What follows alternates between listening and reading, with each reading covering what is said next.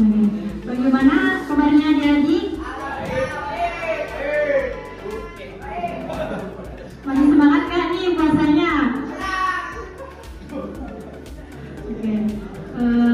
Alhamdulillah, puji syukur kehadirat Allah Subhanahu wa Ta'ala yang telah memberikan karunia-Nya kepada kita semua sehingga kita dapat berkumpul di ruangan ini. Tak lupa bersalawat dan salam kepada Nabi kita yakni Nabi Muhammad Sallallahu Alaihi Wasallam. Dengan lapas Allahumma sholli ala Sayyidina Muhammad wa ala ali Sayyidina Muhammad.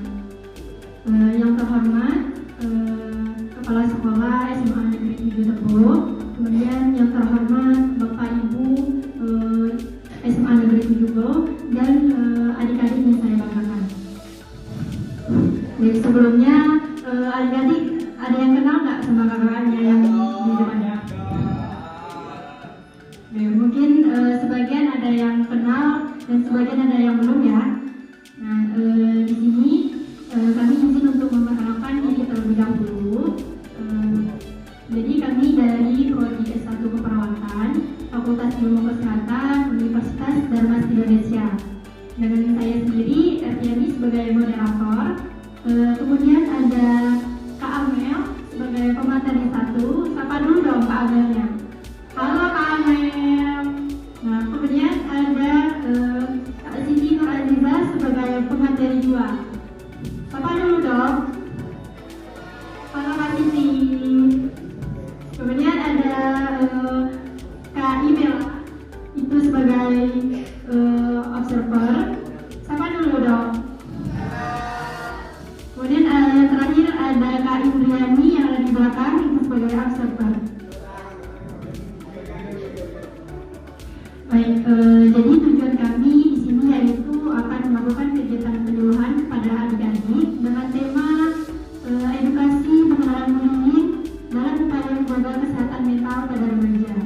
Dengan waktu sekitar 30 menit ke depan, apakah adik-adik semua bersedia? Jika adik-adik bersedia, nanti diharapkan adik-adik tidak ada yang ngobrol ya, mohon kerjasamanya. Dan nanti jika adik-adik ingin permisi keluar, nanti silakan mengangkat tangannya dan melapor ke Kak Ida. Dan nanti adik-adik harus menyimak materi yang akan disampaikan oleh Kak Abel dan Kak Aziza dengan fokus karena nanti di akhir kegiatan kita bagi adik-adik yang ingin bertanya atau menjawab pertanyaan dari kakak-kakaknya akan mendapat hadiah door prize. Mau nggak nih dapat door prize-nya? Mau lah.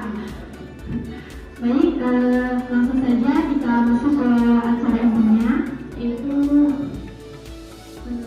sebelumnya sebelum kita memulai pemateri, kita absen terlebih dahulu. Baik, sebelumnya tadi kan sudah kenal dengan kakak dan juga sudah diperkenalkan oleh Kak Erti sebelumnya. Nama kakak Kak Amel, bisa dipanggil Amel. Oke, di sini kita akan melakukan edukasi tentang pengenalan bullying dalam upaya menjaga kesehatan mental pada remaja. Sebelumnya adik-adik sudah tahu belum apa itu bullying? Kalau tahu, kakak pengen dengar apa asal patah dua patah gitu. Bullying itu apa? Mungkin dari cowok atau cewek. Kakak tidak menerima di sini pembenaran adik-adik. Kakak menerima semua tanggapan dari adik-adik semuanya. Silakan, nggak apa-apa. Ada yang tahu? Nggak apa-apa, nggak usah malu. Ada yang tahu? Boleh angkat tangan. Kenapa di sini kami melakukan tentang edukasi pengenalan bullying dalam upaya menjaga kesehatan mental pada remaja? Ada di sini sudah termasuk remaja atau belum? Ada ya. Kenapa di sini kita perlu menjaga mental pada remaja? Nggak waras ya, benar. Semuanya tuh nggak salah. Kenapa menerima semuanya? Memang benar karena bullying juga salah satu membuat mental para remaja down. Karena tidak semua orang bisa memiliki mental yang kuat. Jadi di sini kami memilih tentang mental pada remaja agar mengetahui bagaimana cara tetap mencegahnya bullying, menjaga kesehatan mental, dan tetap berpikir tentang positif.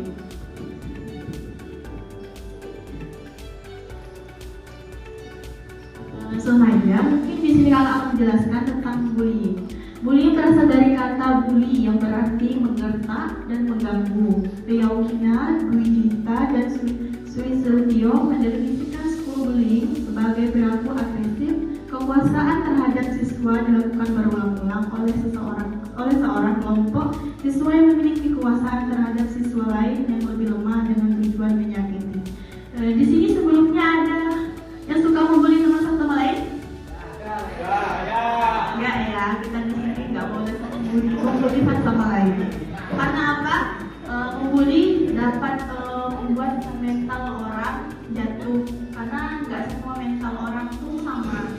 Mungkin kita di sini berdiri sama di sekolahnya ya, tapi tidak semua orang bisa menerima apa yang dibully, sebenarnya tuh seperti ejekan, ledekan. Mungkin dari adik-adik di sini pernah atau tidak mengalami atau menjadi korban bullying? Pernah. Ya. Di sini kakak menjelaskan jenis-jenis bullying itu seperti apa saja. Yang pertama itu ada bullying secara verbal, yaitu secara perkataan. Mungkin beberapa adik-adik juga sudah pernah mendengar kata-kata ini, yaitu berupa julukan nama, celaan, fitnah, kritikan kejam, penghinaan baik yang bersifat pribadi maupun rasial, pernyataan bernuansa, ajakan seksual atau pelecehan seksual, teror, dan surat-surat yang mengintimidasi, tuduhan-tuduhan tidak benar. Jadi kenapa kita tidak boleh membuli teman secara verbal? Karena tidak semua orang-orang itu bisa menerima apa yang didengar dan bisa menerima apa yang diucapkan oleh seseorang. Karena seseorang tidak semuanya itu memiliki mental seperti kita. Di sini mungkin dari adik-adik sudah mengetahui celaan, mungkin dari fitnah, bisa diketahui bullying seperti ini termasuk bullying adalah bullying secara verbal. Selanjutnya yaitu adalah bullying secara fisik, yaitu seperti menghina fisik. Apakah adik-adik pernah dihina teman tentang penampilan atau tentang wajah? Pernah? Contohnya seperti apa kalau kakak boleh tahu? Tadi ada yang bilang dari kulit ya? Ya. Karena kita mayoritas ya di Indonesia kulitnya nggak semuanya harus putih. Kenapa? Kita nggak seperti orang-orang yang harus di luar. Karena salah satu menjaga kesehatan mental kita deh, kita nggak perlu mendengar kata-kata orang. Kita ada di diri kita, mereka yang di diri mereka. Kenapa seperti itu? Ya karena tidak semua orang itu diciptakan sama nasibnya, sama rezekinya, sama mentalnya, nggak semuanya sama. Jadi apapun yang dibilang orang kayak wajahnya jelek, kulitnya hitam, itu nggak masalah. Karena kan di Indonesia sudah banyak. Kalau mau putih pakai apa? Pakai skincare, pakai lotion, ya kan? Sekarang tuh udah banyak, jadi nggak perlu mikirnya kayak wah nggak cantik, nggak cantik, nggak ganteng, nggak perlu. Jadi bullying secara fisik itu juga dapat berupa memukul, mencekik, menyikut, meninju, menendang, dan menggigit. Sebelumnya ada yang suka melakukan ini nggak sama teman-temannya? Jangan ya. Berarti kalau ada yang salah satu yang suka melakukan ini sudah termasuk bullying kepada teman. Yang ketiga yaitu ada bullying secara relasional atau pengabaian yang digunakan untuk mengasingkan atau menolak seorang teman atau bahkan untuk merusak hubungan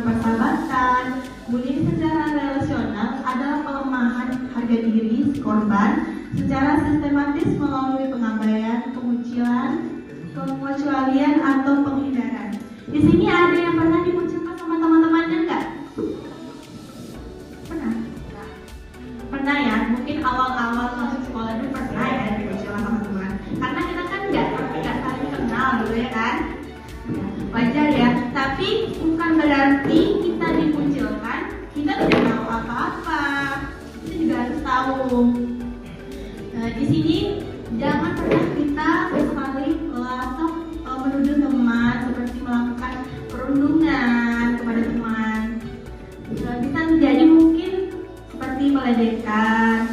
Misalnya temannya ada bikin masalah, jangan langsung disebar-sebar. Nanti temannya tuh merasa dia sendiri, dikucilkan. Boleh kita menceritakan, tapi jangan terlalu kita heboh gitu. Tahu kan heboh? Yang ketiga yaitu ada bullying elektronik, yaitu merupakan bentuk dari perilaku bullying yang dilakukan pelakunya melalui sarana elektronik seperti komputer, handphone, internet, website, chatting, dan email, serta dan lain-lainnya. Pernah nggak dibully sama teman melalui SP gitu? Nggak pernah? SG? Oh ya, sekarang tuh yang paling keren apa? Melalui TikTok. Pernah nggak? Kayak juga, bagus lah. Mungkin dari postingan ulangnya, coba dicek postingan ulang temannya. Ya, cukup tahu aja ya. Kalau kita tahu, cukup tahu. Tapi kita jangan kayak kita tahu, kita kasih tahu yang satunya kayak, kamu tahu tidak? Nggak boleh kayak gitu. Cukup diri kita aja tahu. Mungkin teman kita tahu pun kita dan teman kita. Oke? Masih semangat? Kalau kakak bilang hai, jawabnya apa? Halo, gitu ya. Kalau kakak bilang halo, jawabnya? Oke. Yaitu yang tiga ada faktor penyebab bullying. Ya, di sini faktor penyebabnya itu ada berupa seperti ketidakhadiran ayah, ibu menderita depresi, kurangnya komunikasi antara orang tua dan anak, perceraian orang tua, ketidakmampuan sosial ekonomi merupakan penyebab agresi yang signifikan. Selain itu, karakteristik pelaku juga menjadi faktor penyebab terjadinya bullying, dendam dan iri hati, serta adanya tradisi senioritas. Kemudian kurangnya pengawasan dan bimbingan etika pada guru serta sekolah dengan kedisiplinan. Di sini, kakak izin ya. Di sini ada yang orang tuanya atau ayahnya nggak ada? Ada ya? Mungkin ada, atau mungkin beda kelas. Jangan jadikan itu mereka tidak punya orang tua atau punya satu ayah atau ibu, jangan dikucilkan, oke? Mereka sama seperti kita. Dan di sini seperti ibunya yang menderita depresi, mohon maaf, mungkin seperti gangguan jiwa. Jika mungkin adik-adik tahu namanya ibunya ibu seperti itu, jangan kita langsung kayak mencamkan dia seperti ibunya. Memang kata orang bukan buah nggak jatuh dari pohon, tidak jatuh tidak jauh dari pohonnya. Tapi nggak semua rasanya beda. Jadi kita nggak boleh menanggapi orang yang ini mereka sama kayak orang yang nakal. Mungkin dia sukanya ngobrol di belakang kan. Nah kita kalau sukanya lihat materi di depan, salah satunya ya. Yaitu dan jangan dijadikan salah satu ekonomi. Jangan suka nggak ada temannya salah satu di sini kayak sukanya mainnya main kayak miskin. Ada nggak kayak gitu? Nggak ya. Jangan kita bedakan teman kita antara teman yang kaya, miskin. Nah, kita tuh sama. Mungkin rezeki kita aja yang berbeda dari Allah. Selanjutnya yaitu mungkin dendam dan iri hati tadi ya. Salah satu dendam dan iri hati juga salah satu penyebab terjadinya bullying pada kalangan remaja, yaitu dengan mungkin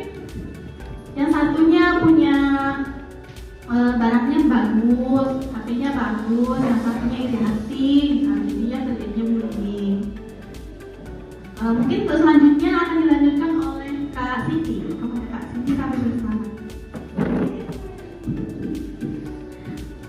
Baik, terima kasih pada Kak Akan. Sebelumnya tadi sudah perkenalan, nama saya Siti Aziza, bisa dipanggil Kak Siti atau Kak Aziza. Selanjutnya kakak mau nanya, apa sih dampak bullying terhadap kesehatan? Mengapa gangguan kesehatan fisik juga mempengaruhi orang yang terkena bullying? Ada yang bisa jawab?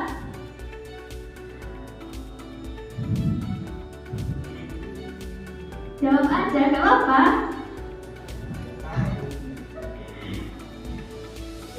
Karena orang yang terkena bullying biasanya bisa menyebabkan sakit kepala, sakit tenggorokan, flu, batuk, bibir pecah-pecah, dan sakit dada. Bahkan dalam kasus-kasus yang ekstrim seperti insiden yang bisa mengakibatkan kematian. Nah, mengapa gangguan bullying bisa menyebabkan tanda-tanda seperti ini? Ada yang tahu?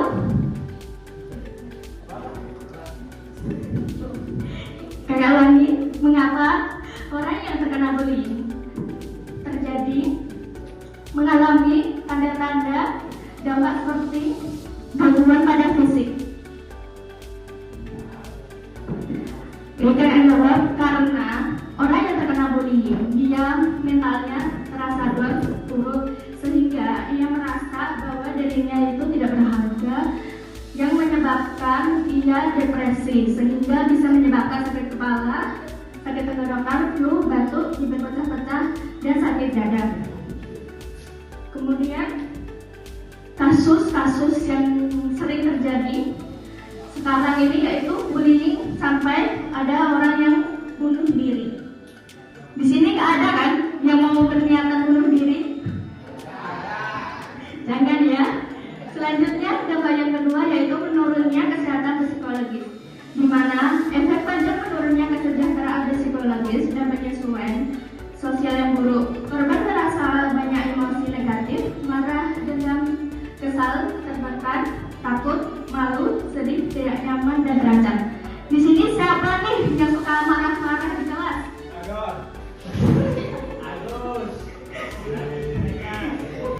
Mungkin dengan itu jangan merasa suka marah-marah, suka dendam, ataupun kesal, tertekan, takut, malu, sedih, tidak nyaman, ataupun terancam, karena itu bisa mempengaruhi kesehatan mental kita.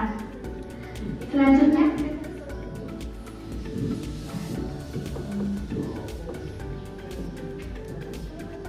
lalu apa sih tanda-tanda remaja yang mengalami bullying?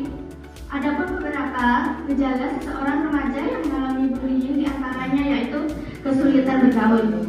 Nah, di antara kalian siapa di sini yang sulit bergaul pada teman-temannya? Ada nggak? Ada ya. Kemudian merasa takut datang ke sekolah sehingga sering balas. Nah, ini biasanya sih anak laki-laki nih. Siapa yang suka membawa sering balas ini? Nggak ada. Nih. Keren ya. Selanjutnya yaitu anak-anak pintar dari ya. Kemudian mengalami kesulitan berkonsentrasi dalam mengikuti pelajaran. Sering pergi ke UKS atau tempat menyendiri yang membuatnya nyaman. Di sini nggak ada yang sering pergi ke UKS, gitu kan? Kemudian menangis sebelum atau sesudah bersekolah. Ada yang nangis? Ini? Ada dong. Masa udah kelas 12 ya ini? Tuh, masa masih nangis? Mungkin kan?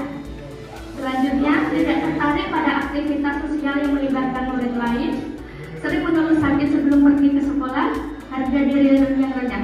Di sini ada yang memiliki harga diri rendah? Enggak ya? Kemudian perubahan drastis yang pada sikap, cara berpakaian, dan kebiasaan. Kemudian yang terakhir yaitu lecet atau luka. Kenapa bullying bisa menyebabkan lecet atau luka? Ada yang bisa jawab? Iya betul ya, orang yang terkena bullying ia akan merasakan depresi sehingga dia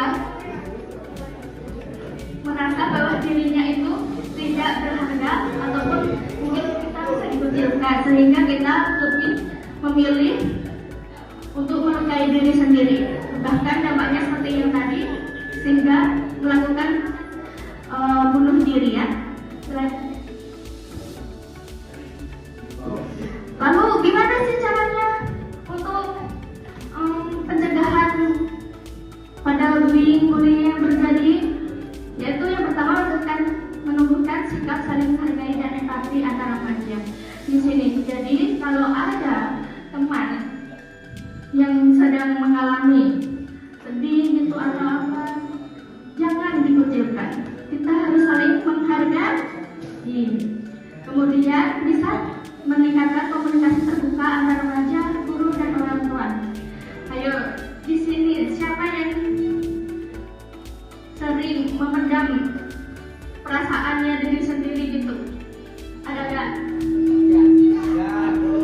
Tidak mau bercerita dengan orang tua, guru ataupun teman. Lebih baik pendam sendiri gitu. Ada. Jangan ya, karena itu nanti bisa menyebabkan kalian depresi dan bunuh diri. Kemudian yaitu yang ketiga, ciptakan lingkungan sekolah yang aman dan bebas dari kekerasan. Di sini nggak ada yang melakukan kekerasan kan? Nggak ada ya. Kemudian meningkatkan rasa percaya diri dan kemampuan mengendalikan emosi remaja. Nah, gimana kalian ketika emosi? Gimana caranya mengendalikan? Istighfar. Selain itu ada lagi? Dari belakang? Sholat. Terus ada lagi? Sebelah kanan saya?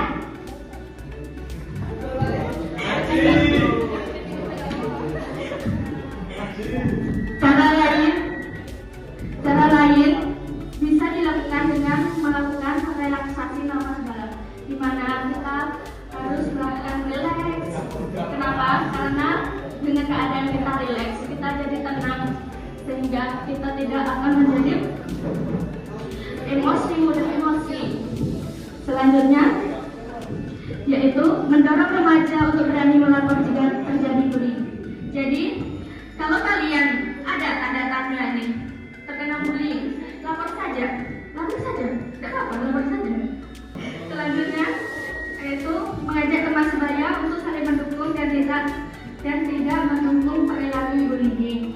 Nah, di sini kita harus saling merangkul teman-teman, jangan saling melakukan bullying karena itu tidak baik. Mungkin dari materi yang telah saya sampaikan, terima kasih. Selanjutnya saya akan berikan kepada terima kasih kepada Kak Amel dan Kak Liza yang sudah memberikan materi penyuluhan pada hari ini. Adik-adik masih semangat kan? Ada yang mau makan nggak? Enggak ya? Nah, selanjutnya kakak mau melihat seberapa paham sih kalian tentang materi yang sudah disampaikan tadi. Yaitu kakak akan membuka sesi tanya jawab kepada adik-adik. Jika ada yang ingin bertanya, silakan mengangkat tangannya dulu ke atas. Kemudian perkenalkan diri terlebih dahulu. Itu baru. Maksimal 3 pertanyaan ya. Oke, ada yang ingin mau bertanya?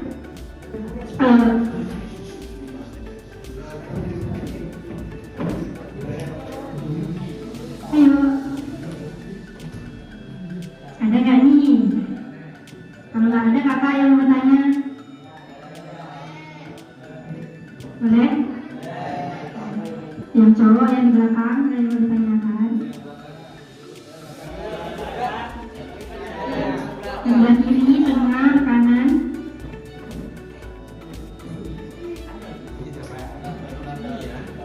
Cewek-cewek ada yang ditanyakan? Ya, silakan kenalkan diri terlebih dahulu.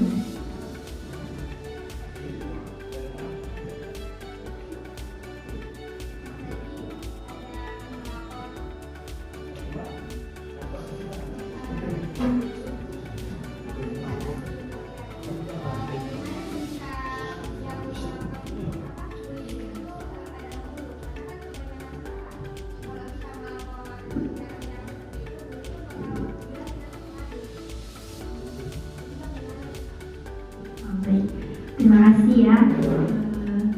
Selanjutnya apakah ada lagi yang ibu tanyakan? Yang cowok-cowok? Ada nggak nih yang mau ditanyakan?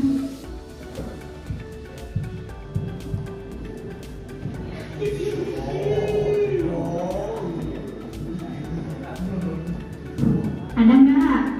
Cuman satu aja nih temannya yang bertanya. Oke, silakan berdiri ya. Perkenalkan dulu. Nah.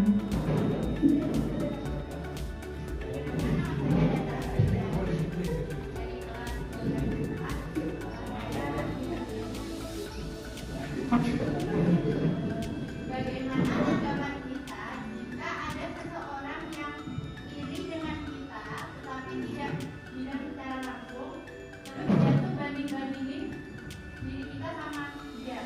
Itu tanggapan kita seharusnya gimana? Terima kasih ya. Satu lagi nih, siapa yang bertanya? Satu lagi. Soalnya masa ya nggak ada. Satu lah cowok. Satu cowok, ayo. Gimana nggak nih? Nggak dapat nih. Bodorkan nggak? Ada yang bisa jawab? Oke, kalau nggak ada yang jawab, Kak Abel yang mau menjawab. Karena Kak Abel bisa silakan. Kan ada yang tanya, gimana Kak kalau kita terjadi bullying yang melakukan korban bullying itu adalah guru. Yang pertama mungkin dari adik-adik kan makanya kita tidak dalam satu kelas itu tidak sendirian kan. Ada teman-teman di teman-teman kita. Saat guru melakukan bullying terhadap kita, jangan kita sebagai teman juga membela pelaku. Kita harus membela korban. Walaupun kita melihat mungkin kita tidak tahu kejadian sebenarnya.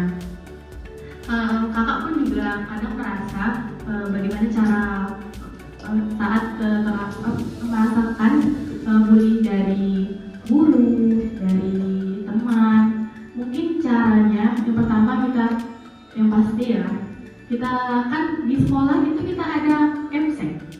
Nah, dari bawah kemsek dulu, wakil kelas sekolah. Kita laporkan kepada wakil kelas sekolah.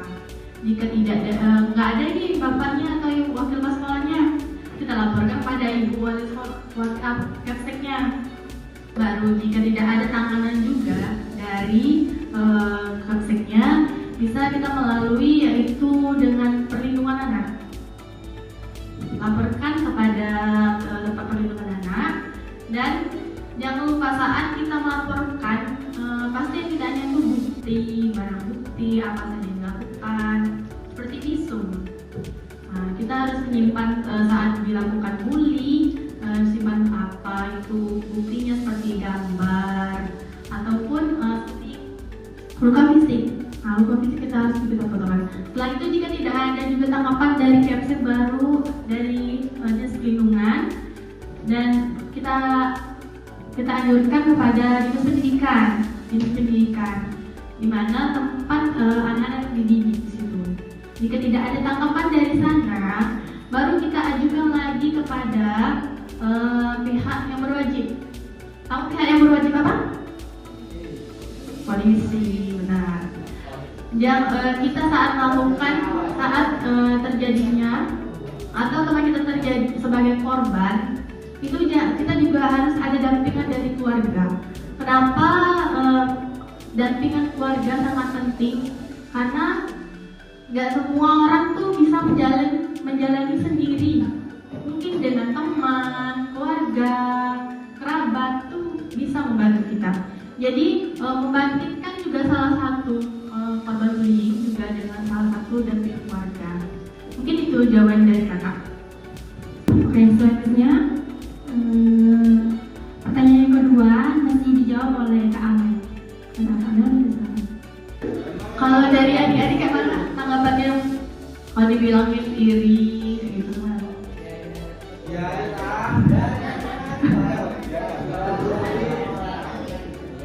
Positif ya, terlalu. Ini yang pertama yang bisa kita ambil dari perkataan orang, karena nggak semua orang tuh mungkin waktu ngomong mungkin dia lagi mikir yang lain sampai mikirin kita tuh iri hati. Positif aja. Selanjutnya mungkin bisa dengan cara kita nggak usah berpikir terlalu panjang untuk kedepannya, kayak perkataan orang tuh. Kakak pernah loh dapat kata-kata ini dari kakak tingkat kakak. Dia pernah ngomong kayak gini, mungkin kita bikin kesalahan hari ini, orang ngomong kita cuma 1-2 minggu saja, nggak akan yang ngomong kita sampai tiap hari, 1 tahun, 2 tahun, 3 tahun, nggak. Kenapa? Omongan orang kalau kita dengar terus nggak akan ada habisnya. Jadi kakak harap kalau kita diomongin orang kayak mereka iri gitu, kita ya udah sabar. Tadi ada yang ngomong sabar kan? Contohin sabarnya, gimana sabarnya? Kalau bulan puasa kayak mana sabarnya kan? Kayak tunggu puasa, tahan lapar ya. Tunggu puasa. Yang kedua yaitu mungkin bisa dengan kita melakukan hal-hal positif. Nggak perlu kita ingat omongan orang kayak mereka bilang kita iri mereka iri dengan kita ya. Nah, nggak usah kita pikirkan, karena apa yang diomongkan orang tuh nggak semuanya benar. Hari ini ngomongnya beda, besok juga beda. Jadi nggak apa-apa kita terima masukan orang, karena apapun tanggapan orang itu bisa untuk memperbaiki diri kita hari ini. Kesalahan hari ini jangan kita jadikan kesalahan untuk di masa depan. Bisa? Jadi kakak nggak nganggap kalian tuh kita nggak nganggap diri kita tuh kayak aku kurang, mereka lebih. Nggak apa-apa. Hari ini kita memang nggak punya mungkin, tapi kita contohkan di hari yang akan datang. Jangan kita buktikan omongan orang yang hari ini nggak ada, kita buktikan di hari nanti. Kita buktikan kalau kita nggak bisa kayak mereka. Walaupun kita tuh nggak sesempurna mereka. Iri hati biasa lah ya kan, sering lah diomongin iri hati. Namanya manusia kan, nggak bisa kita punya prasangka mereka yang seperti prasangka kita yang harus positif, nggak harus. Jadi kita menerima semua tanggapan dari teman-teman, kita sabar, melakukan hal-hal positif yang menyenangkan lah. Biasanya kalau digituin atau teman iri hati, apa yang dilakuin? Ada yang bisa jawab?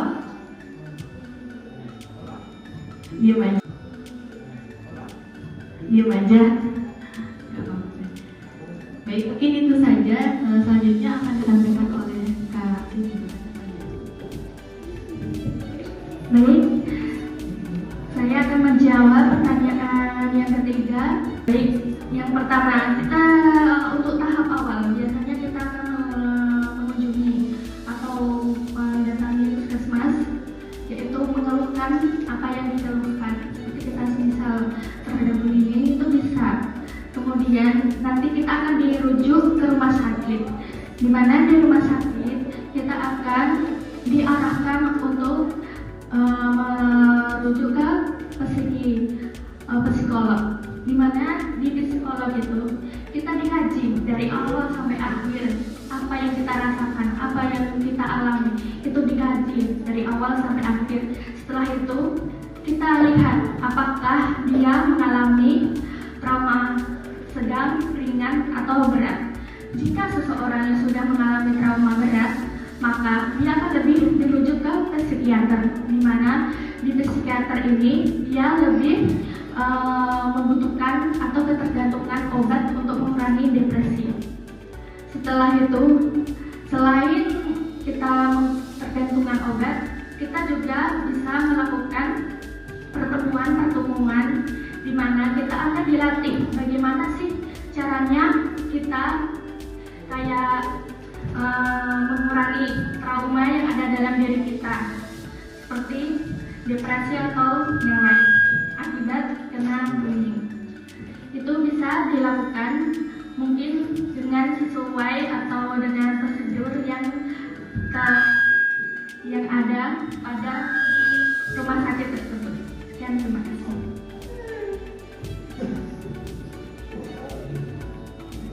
Baik, terima kasih kepada Kak Ahmed dan Kak Aziza yang sudah menjawab pertanyaan dari adik-adik. Bagaimana jawabannya? Puas? Bisa diterima? Oke, beri apresiasi dulu pada teman-teman yang sudah ada. Yang selanjutnya, di sini kakak mau tanya balik nih ke adik-adik. Tadi kan sudah menyimak dengan fokus PPT yang sudah ditampilkan. Nah, pertanyaan kakak ada di PPT semua. Pertanyaan yang pertama, sebelumnya ini yang bisa jawab dapat hadiah ini. Nah, pertanyaan yang pertama yaitu coba jelaskan perbandingan antara jenis-jenis bullying fisik, secara fisik, verbal, relasional, dan elektronik. Dan salah satunya coba sebutkan contohnya. Ada yang bisa? Ada di PPT semua loh tadi. Ada yang mau jawab? Kalau enggak, Amus tuh adanya. Boleh? Silahkan berdiri.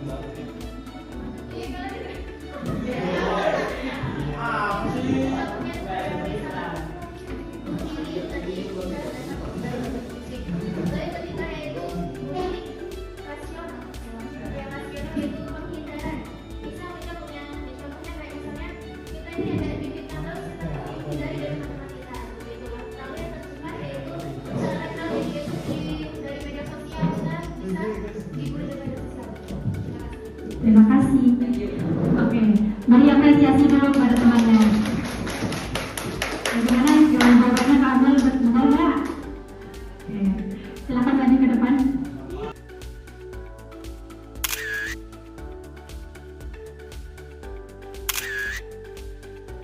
Baik, selanjutnya pertanyaan yang kedua. Siap ya, jawab. Pertanyaan yang kedua yaitu coba sebutkan tanda-tanda remaja yang terkena bullying. Ada yang bisa jawab? Ini parah nih kalau bisa jawab.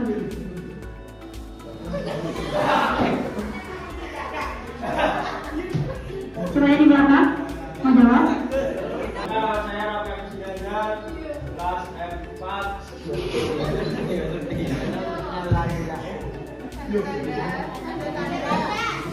Jadi saya akan menjawab Apa saja tanda-tanda remaja yang terkena bullying?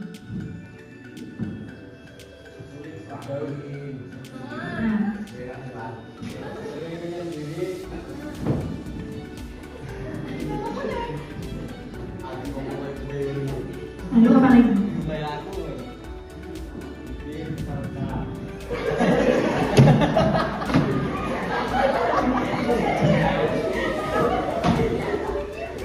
Ada yang lain lagi? Ya.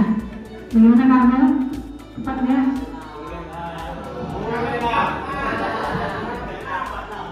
Pertanyaannya pertama itu tepat, cuma sebagian tidak. Kakak tidak menyalahkan apa yang sudah dijawab. Kakak menerima karena salah satunya dari materi kakak di mental. Kenapa di sini mental? Karena dia berani menjawab. Gak apa-apa, kita tuh salah tuh kita gak apa-apa. Nanti kita berani untuk mencoba. Gak apa-apa, tetap dapat kok. Ayo, maju depan.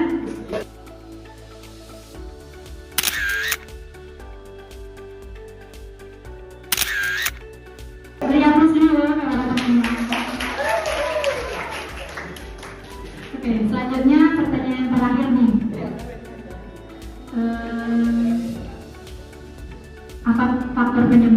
terjadinya bullying. Oke, silakan berdiri. Perkenalkan dulu.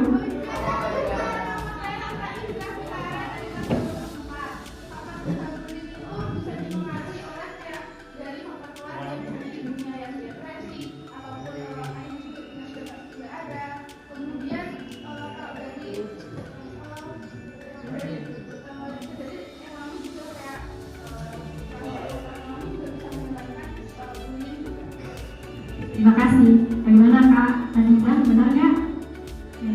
Silakan maju ke depan.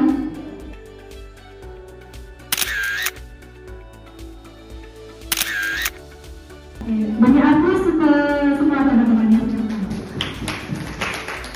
Selanjutnya yaitu sedikit kesimpulan dari kakak mengenai materi tadi, yaitu jadi kita tidak boleh melakukan perundungan atau bullying kepada teman sesama atau teman sebaya karena dapat berdampak pada gangguan kesehatan mental kita. Dan perlunya pentingnya kita menjaga kesehatan mental supaya kita tetap sehat, pikiran positif, dan pikiran tetap tenang. Dan adik-adik juga jangan melakukan bullying kepada teman-teman satu kelas ataupun adik kelasnya ya. Baik, mungkin itu sedikit kesimpulan dari kakak. Selanjutnya yaitu kakak juga ingin mempromosikan kampus.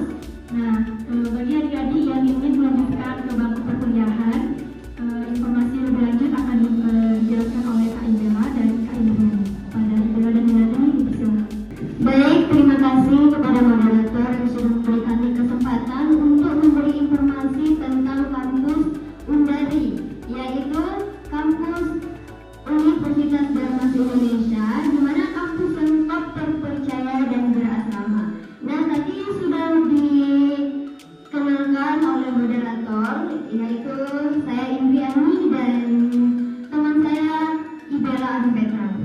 Nah, di sini adik-adik ada yang mau masuk ke bangku perkuliahan atau sudah mempersiapkan untuk perkuliahan? Ada? Boleh angkat tangannya?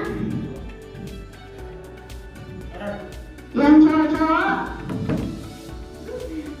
Oke, bagus. Di sini kakak merekomendasikan kampus Undari, di mana kampus Undari terakreditasi sangat baik dan sudah disiapkan asrama. Untuk asrama ini diwajibkan tidak boleh ngekos di luar selain tinggal dengan orang tua. Nah, untuk biaya perkuliahan adik-adik jangan khawatir karena di Undari sudah banyak peluang untuk mendapatkan beasiswa. Nah, di sini Undari mempunyai 4 fakultas yang akan dijelaskan oleh Kak Ibel. Kepada Kak Ibel, saya persilakan. Terima kasih kepada Kak Indra. Untuk adik-adik semua, di sini bisa dilihat dari belakang itu ada beberapa program studi dan beberapa fakultas. Yang pertama itu ada Fakultas Ilmu Kesehatan. Di sini ada yang minat ilmu kesehatan tidak? Ya, mungkin di salah satu fakultas adik-adik ada yang minat ya. Nah, di sini di Fakultas Kesehatan yang pertama itu ada Prodi S1 Keperawatan yang sudah terakreditasi baik sekali. Terus yang kedua itu ada Prodi D3 Kebidanan, ada Prodi Profesi Nurse dan Prodi S1 Kebidanan, serta ada Prodi Profesi Bidan. Selanjutnya di sini ada Fakultas Ilmu Komputer. Di sini ada yang minat komputer? Ada. Di sini ada 2 prodi. Yang pertama itu Prodi S1 Teknik Informatika dan yang kedua itu ada Prodi Sistem Informasi. Dan untuk yang ketiga yaitu ada Fakultas Keguruan dan Ilmu Pendidikan. Ini juga ada yang minat. Biasanya ini banyak yang ambil Fakultas Keguruan dan Ilmu Pendidikan. Nah, di sini ada Prodi S2 Teknologi Pendidikan, S1 Pendidikan Guru PG PAUD, S1 Pendidikan Guru SD, SD, S1 Pendidikan Matematika, S1 Pendidikan Bahasa Indonesia, S1 Pendidikan Bahasa Inggris, dan S1 Pendidikan Penjaskesrek. Biasanya ini yang ngambil penjaskesrek cowok-cowok ini biasanya yang minat, yang suka olahraga. Ada yang minat? Ada yang cewek, banyak loh mahasiswa Undari yang cewek-cewek itu sudah minat ke prodi S1 Penjaskesrek. Ada yang minat? Enggak. Selanjutnya itu ada Fakultas Hukum dan Ekonomi Bisnis. Nah, yang pertama itu ada prodi S1 Hukum, dan yang kedua itu ada S1 Manajemen. Di beberapa fakultas ini dan prodi studi saat ini ada yang minat?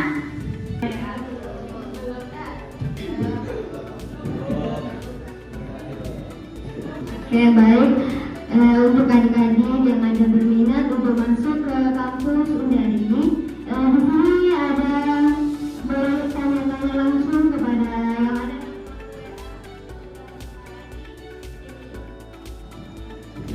Nanti boleh dikonfirmasi.